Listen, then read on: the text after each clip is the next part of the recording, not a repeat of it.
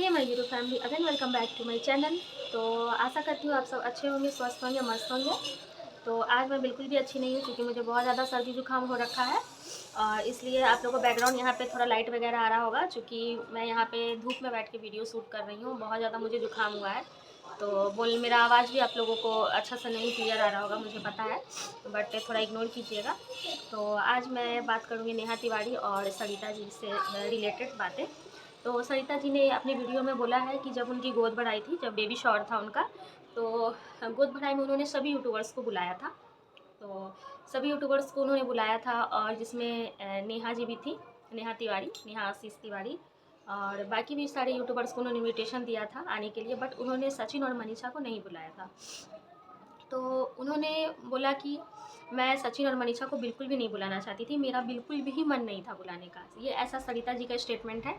अब उनका क्यों मन नहीं था ये बात उन्होंने क्लियर उस टाइम नहीं किया अपनी वीडियो में कि उनका क्यों मन नहीं था सचिन और मनीषा को बुलाने का। बट उन्होंने बोला कि मैंने सारे यूट्यूबर्स को फ़ोन किया बट सचिन मनीषा को मैंने नहीं फ़ोन किया। और उस टाइम सचिन के घर पे भी कोई शायद फंक्शन ही था, तो सारे यूट्यूबर्स उनके घर पे आए हुए थे। तो सभी यूट्यूबर्स धीरे धीरे एक एक करके चले गए, बस कुछ यूट्यूबर्स, एक दो यूट्यूबर्स रह गए थे। तो वो भी सचिन मनीषा के घर से जब जाने लगे थे तब मैंने उन्हें इनविटेशन दिया। मतलब सचिन मनीषा के घर पे थे तो मुझे इनविटेशन देने में उन लोगों को नहीं बन रहा था। तो इसी बीच सरिता जी का कहना है कि उन्हें एक कॉल आता है, तो वो कॉल था नेहा का। तो नेहा तिवारी ने बोला कि सरिता, तुमने सचिन को क्यों नहीं मतलब बुलाया अपनी गोद भराई के फंक्शन में। तो सरिता ने बोला कि नहीं, मुझे नहीं बुलाना है तो नहीं बुलाना है, मुझे मन नहीं है बिल्कुल भी कि मैं सचिन मनीषा को इनवाइट करूँ। तो वो बोलने लगी कि नहीं नहीं, सारे यूट्यूबर्स वहाँ पे थे तो सचिन को ख़राब लगा कि सब लोग पूछ रहे थे कि अरे सरिता जी ने आपको कॉल नहीं किया, आपको कॉल नहीं किया, तो प्लीज़ उससे कॉल करके अपने फंक्शन में बुला लो। ये नेहा तिवारी ने कॉल करके सरिता को बोला। तो नेहा तिवारी ने कहा कि आप सचिन को कॉल करके बुला लीजिए प्लीज़। तो फिर सरिता ने सोचा कि चलो कोई बात नहीं, सचिन को कॉल करते हैं और इनवाइट कर ही देते हैं। तो फिर उन्होंने सचिन को कॉल किया और सचिन ने कॉल उठाया और बिना किसी सवाल जवाब के इन्होंने भी बोला कि ऐसे ऐसे मनीषा को लेके तुमको मेरे गोद भराई में आना है, मेरा बेबी शॉवर होने वाला है, तो आप दोनों लोगों को इस फंक्शन में शामिल होना है। तो सचिन ने भी ज़्यादा कुछ नहीं बोला कि हाँ हम ज़रूर आएंगे। बस उनकी बात वहीं पे कट गई। सारे यूट्यूबर्स आए और सचिन जो है उस टाइम अकेले आए। तो यहाँ पे खुलेगा बंद कमरे का राज, जो बहुत सारे लोग इधर उधर की बातें कर रहे हैं कि उसमें ऐसा हुआ था, इसमें वैसा हुआ था। बहुत लोगों का कहना था उल्टा पुल्टा, बहुत सारे इस पर वीडियो बनाया गया। बट सरिता जी ने जो क्लियर किया है वो तो सही ही होगा, क्योंकि वो तो झूठ बोलेंगी नहीं कि उस टाइम क्या था क्या नहीं था। और सरिता जी ने इतने दिनों बाद ये सब क्लियर किया है, तो मैंने सोचा आप लोगों के साथ ये सारी बातें मैं रखूँ। तो सरिता जी का कहना है कि सचिन उस टाइम अकेले आए थे, मनीषा उनके साथ बिल्कुल नहीं आई थी। तो वो बोली कि सारे यूट्यूबर्स आए, मुझे बहुत अच्छा लगा, फंक्शन बहुत अच्छा रहा। तो उसी मतलब फंक्शन स्टार्ट होने से पहले ही उनकी जैसे नेहा तिवारी हुई और भी कुछ एक दो का उन्होंने नाम लिया। तो उन्होंने बोला कि वो मुझे इतने सारे मतलब बातें बोल रखी थी। नेहा तिवारी ने मुझे बोला था कि तुम्हारा सरिता, मैं तुम्हारा एंट्री ऐसे करूँगी, मैं तुम्हारा एंट्री वैसे करूँगी, जब तुम्हारा गोद भराई का रस्म स्टार्ट होगा, फंक्शन स्टार्ट होगा, तो तुम्हारा एंट्री कुछ इस तरीके से किया जाएगा। तो कुछ सामान वगैरह लगेगा, दुपट्टा लगेगा और पता नहीं क्या क्या उन्होंने मंगाया था। तो नेहा तिवारी ने, तो सरिता जी ने बोला कि मैंने सारा सामान का व्यवस्था कर रखा था कि मेरी एंट्री ऐसे की होगी वैसे होगी। बट जब एंट्री का समय आया तो ऐसा बिल्कुल कुछ भी नहीं हुआ। वो लोग क्या थे, तो वो लोग अपने अपने में रह गए। उनका कहने का मतलब था सरिता जी का कि वो लोग अपने अपने में रह गए। और जब सारे यूट्यूबर्स आए थे तो उन्होंने रूम सबको अलग अलग कमरे दे रखे थे। तो एक कमरा में शबनम और नीतू और नेहा तिवारी, शबनम, नीतू और नेहा तिवारी को दे रखा था इन्होंने। और बाकी के अलग कमरे थे तो बाकी यूट्यूबर्स को बांट रखा था। सचिन का भी कोई कमरा उन्होंने दिया ही होगा, ऐसा उन्होंने जिक्र नहीं किया तो कौन सा कमरा दिया था। बट नेहा तिवारी के कमरे में बस 3 लोग ही थे, एक नेहा तिवारी, एक नीतू मेहना और एक शबनम। ठीक है। तो नेहा तिवारी ने बोला कि मैं तुम्हारा ऐसे एंट्री करूँगी वैसे एंट्री करवाऊँगी, बट ऐसा कुछ हुआ नहीं। मतलब सरिता जी का कहना था कि सब लोग अपने अपने में ही रह गए। तो उसके बाद गोद भराई की रस्म भी अच्छे से हो गई, सब कुछ हो गया। जब फंक्शन मतलब बीत गया तो उसके बाद क्या हुआ कि ये सरिता जी का कहना था कि उन लोगों को नीचे के फ्लोर पे शिफ्ट मैंने कर दिया था, सभी लोगों को अलग अलग कमरों में शिफ्ट किया था और मैं ऊपर के फ्लोर में थी।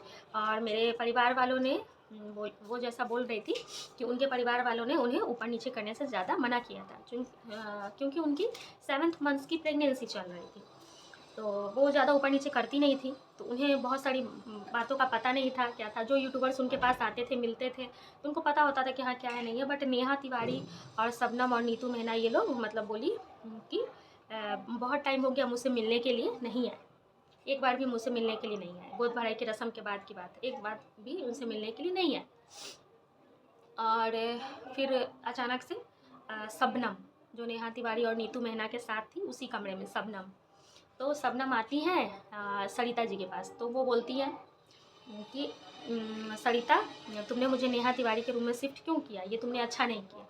तो सरिता जी ने बोला कि मुझे कुछ अटपटा सा लगा, मुझे कुछ समझ में नहीं आया। तो फिर मैंने बोला क्या हुआ, तो फिर उसने बताया कि सचिन जो है सो हमेशा उस कमरे में बना रहता है, सुबह रात के 12 बजे से लेकर सुबह के 8 बजे तक उसी कमरे में रहता है। मतलब उनका कहने का मतलब था कि वो ज़्यादातर उसी कमरे में रहता है। तो उन लोगों को ड्रेस चेंज करना होता है या कुछ भी मतलब होता है तो प्रॉब्लम, अनकंफर्टेबल वो फील कर रही थी शबनम जी का कहना था कि मुझे बहुत अनकंफर्टेबल फील हो रहा है, ये तुमने अच्छा नहीं किया। तो वो बोली कि तुम्हें पहले बताना चाहिए था, डे 1 से ही बताना चाहिए था कि ऐसा ऐसा बात है, तो मैं तुम्हें अलग कमरा दे देती। तो ये बोल करके वो चली गई वहाँ से, ठीक है।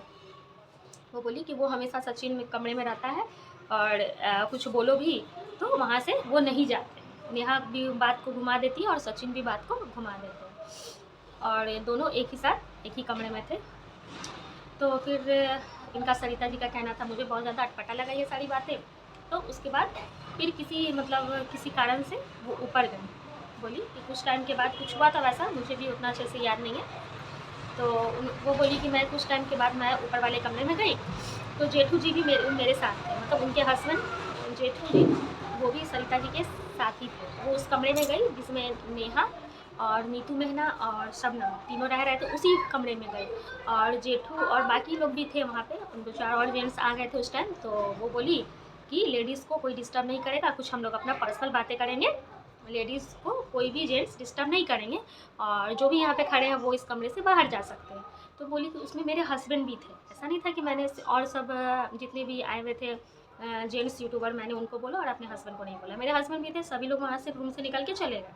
उसके बाद वो लोग आपस में बातचीत कर रहे थे, एक दूसरे की टांग खिंचाई कर रहे थे, बहुत अच्छे से बातचीत चल रही थी। तो उसके बाद फिर अचानक से बोली कि मैं भी बातचीत कर रही थी और अचानक से बिना नॉक किए, यहाँ पर देखिए, यहाँ पे सचिन कितना मतलब वो अपने आप को बोलते हैं, सचिन बोलते हैं कि मैं इंजीनियर हूँ, मैंने बीटेक कर रखा है, मैंने ये पढ़ाई किया वो पढ़ाई किया। लेकिन सच बताऊँ तो ये सचिन के पास थोड़ा सा भी डिसिप्लिन नाम का चीज़ नहीं है।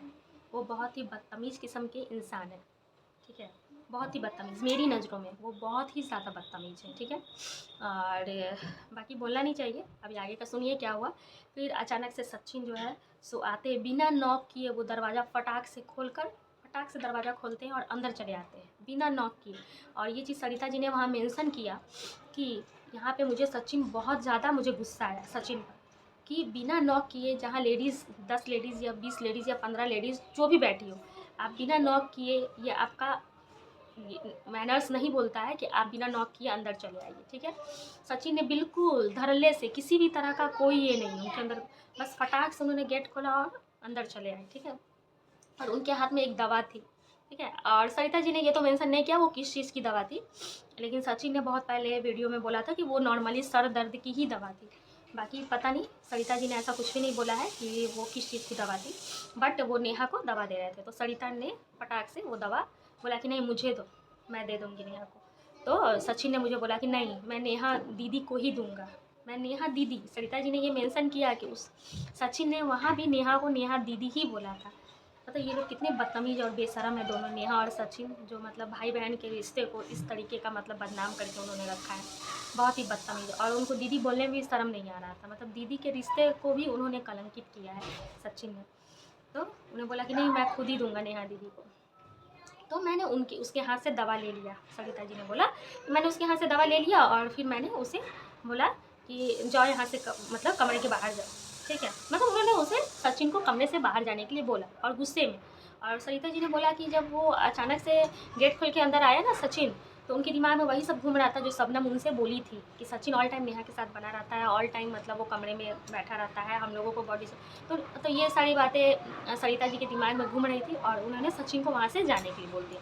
सचिन भी वहाँ से चला गया। फिर जेठू जी ने भी, मैंने जेठू जी को सारा बात बताया, वो बोल रही थी।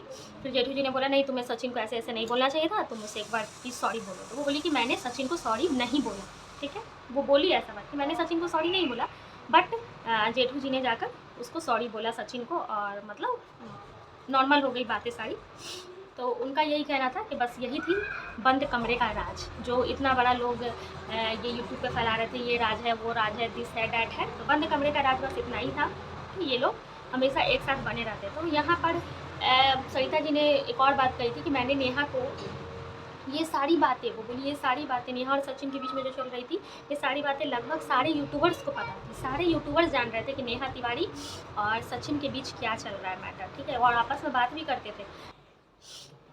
हाँ, तो मैं बोल रही थी कि सरिता जी ने बोला कि मैंने नेहा को पर्सनली कॉल करके बोला कि नेहा तू अपने कदम पीछे ले ले, ये सब चीज़ सही नहीं है, सारे यूट्यूबर्स तेरे बारे में बहुत ही बेकार की बातें करते हैं तेरे पीठ पीछे। बट नेहा ने मेरे बात को इग्नोर किया। सरिता जी ने ऐसा बोला कि उसने मेरे बात को इग्नोर किया, उसको कोई फ़र्क ही नहीं पड़ा, जैसे कि उसने एक कान से सुना और दूसरे कान से निकाल दिया। और तो सरिता जी वहाँ पे चुप हो गई, बोली कि मैं ज़्यादा कुछ बोली नहीं। तो आज क्या हुआ है YT पे आप लोग भी देख रहे हैं। सरिता जी ने उसे पहले ही समझाया था, और उसके बाद फिर सरिता जी ने बोला कि मैंने 1 सप्ताह पहले, ठीक अभी से 1 सप्ताह पहले उसने मनीषा को कॉल किया। अभी YT पे ये सब चीज़ चल ही रहा है।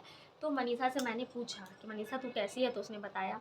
तो कैसी होगी, वो तो अच्छी बिल्कुल भी नहीं होंगी मनीषा, जिसके साथ जिनके पति ने इतना बड़ा कांड किया हो और जिसने अपने वाइफ़ को इतने बड़े धोखे में रखा हो, तो वो वाइफ़, वो पत्नी कैसी हो सकती है, ये आप लोग भी समझ सकते हैं।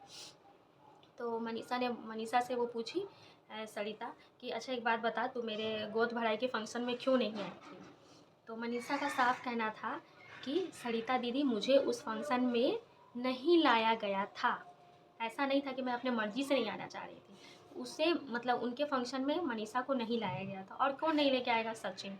और नेहा ने उसे मना किया होगा, ऑब्वियसली ये बात है, क्योंकि नेहा के साथ तो उनका क्या चल रहा है ये तो सभी लोग जान रहे हैं। तो मनीषा का ये स्टेटमेंट था सीधा। तो वो बहुत ही उदास थी, बोल रही थी, वो रोने लगी। रो रो के मनीषा ने सरिता को ऐसे ऐसे बोला। सोचिए एक वाइफ को कैसा लग रहा होगा यार। मनीषा मतलब किस टाइप की लेडी हमको समझ में नहीं आता है। मतलब दूसरी वाइफ होती तो अपने हस्बैंड का ही मुंह तोड़ देती। मैं सच बता रही हूँ, अपने हस्बैंड का ही मुंह तोड़ देती कि तुम्हारा इतना हिम्मत नहीं है कि तुम अपने मनमानी करो हर जगह, ठीक है। ऐसा नहीं होता है कि क्या मैं बोलूँ। और खैर मनीषा का तो खुद का ही फेस वैल्यू है। ऐसा नहीं था, उनको किस चीज़ से डर था यार।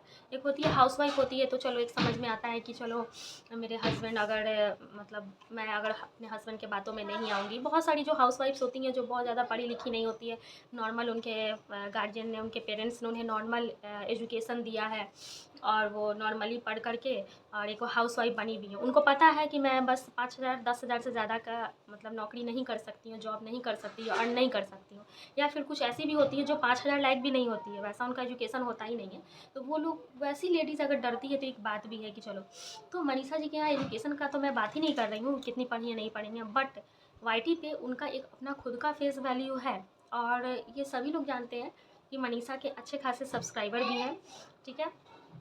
और वो अगर चाहती, अगर सेपरेट होकर ब्लॉग बनाना तो वो आराम से बना सकती थी। और उनका ब्लॉग सभी लोग देखते हैं, सभी लोग चलता है।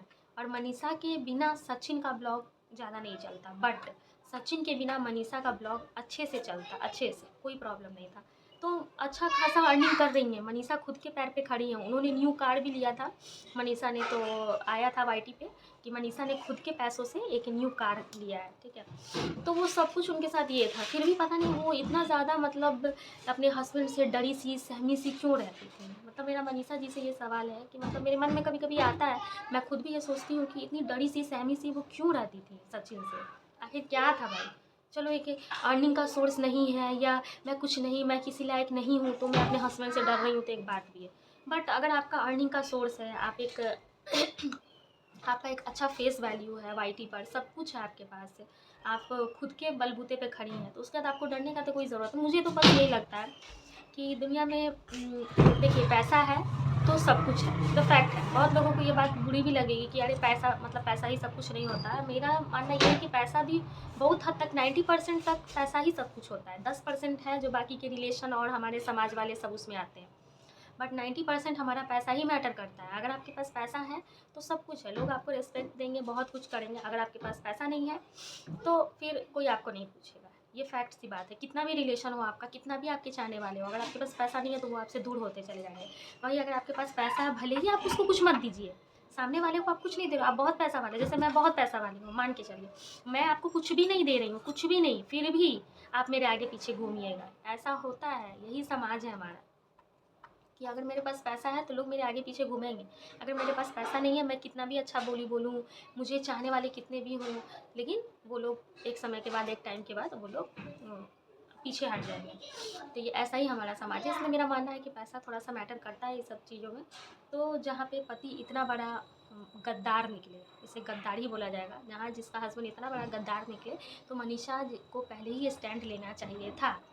ठीक है, उनको डरने का ज़रूरत ही नहीं था, कोई भी किसी भी तरह से डरने का। वो बहुत लोग बोलते हैं मनीषा बहुत पुअर फैमिली से हैं इसलिए वो डर रही थी। ये तो पुअर फैमिली से है तो क्या हुआ, उनका अपना खुद का फेस वैल्यू था, वो अच्छा खासा अर्न कर रही थी।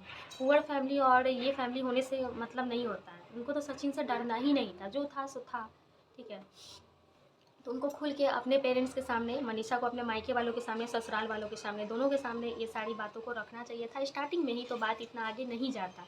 ठीक है, तो यहाँ पे थोड़ा सा मनीषा जी भी चूक गई हैं, और गलती है मनीषा जी की भी थोड़ी सी कि उन्होंने बहुत सारी चीज़ों को अपने अंदर दबा दिया और समाज के सामने नहीं आने दिया, अपने पेरेंट्स के सामने नहीं आने दिया। तो इसलिए लोग बोलता है पेरेंट्स से अपने कोई बात नहीं छुपानी चाहिए, उन लोगों को हर कुछ बता देना चाहिए। हो सकता है कि हमारा लाइफ अच्छा हो जाए, हमारा लाइफ बेटर हो जाए। ठीक है, तो बाकी खैर अभी मैं यही चाहूँगी कि मनीषा जी के साथ सब कुछ ठीक हो जाए, वो जैसा सोच रही हो वैसा ही हो, क्योंकि उन्होंने बहुत ज़्यादा दुख देखा है, बहुत ज़्यादा दुख देखा है। एक वाइफ़ के लिए इससे बड़ा दुख और कुछ नहीं हो सकता है कि उसका हस्बैंड इतना बड़ा गद्दार निकले। ठीक है, और मैं मनीषा को सपोर्ट आज भी कर रही हूँ, कल भी कर रही थी। जो गलती था मनीषा के अंदर तो मैंने उसे बताया भी, बोला भी, जो मुझे अटपटा सा लगा मैंने उस पर वीडियो बनाया और अपना रिएक्शन दिया, क्योंकि उस टाइम जैसा सिचुएशन था मैंने उनके ब्लॉग के अनुसार रिएक्शन दिया। तो ऐसा नहीं था कि मैं उनके सपोर्ट में नहीं थी, कल भी मैं मनीषा के सपोर्ट में थी और आज भी मैं मनीषा के ही सपोर्ट में हूँ। और सचिन और नेहा, मेरे मेरे समझ से सचिन और नेहा दोनों गद्दार हैं, और दोनों को बराबर का सज़ा मिलना चाहिए, दोनों को जेल होना चाहिए, सचिन को भी और नेहा तिवारी को भी, दोनों को जेल होना चाहिए। ठीक है, तो चलिए आज का मेरा रिएक्शन वीडियो आप लोगों को कैसा लगा तो मुझे कमेंट करके ज़रूर बताइएगा। अगर अच्छा लगा तो प्लीज़ एक लाइक कीजिएगा और मेरे चैनल को सब्सक्राइब ज़रूर कीजिएगा, तो आने वाले नोटिफिकेशन आप तक ज़रूर पहुँचे, और मैं ऐसे ही अच्छे अच्छे अपडेट्स आपके सामने लाते रहूँगी। तो चलिए फिर मिलते हैं अगले नेक्स्ट ब्लॉग में, तब तक के लिए बाय।